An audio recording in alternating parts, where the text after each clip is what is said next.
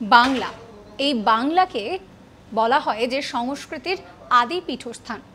আমরা জানি যে বাংলায় বিভিন্ন সময় বিভিন্ন শাসক এসেছে, তারা শাসন করেছেন এবং সেই মতন কিন্তু যে পড়াশোনার মান সেটা উন্নত হতে থেকেছে, বিভিন্ন সংস্কৃতির মেলবন্ধন ঘটেছে। তো বাংলাতেই রয়েছে এমন একটা জায়গা যাকে বলা হয়, যে শহরকে বলা হয় পশ্চিমবঙ্গের অক্সফোর্ড। যে জায়গার কথা বলছি সেটি হচ্ছে মহাপ্রভুর জন্মস্থান নদিয়ার নবদ্বীপ। নবদ্বীপ শহরকে বলা হচ্ছে পশ্চিমবঙ্গের অক্সফোর্ড।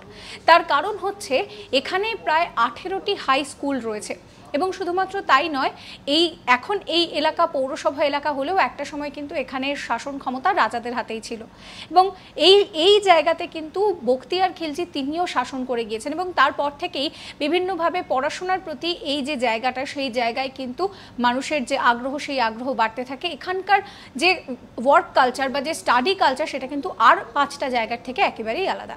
সাবস্ক্রাইব করবেন আজ তাক বাংলার ইউটিউব চ্যানেলকে।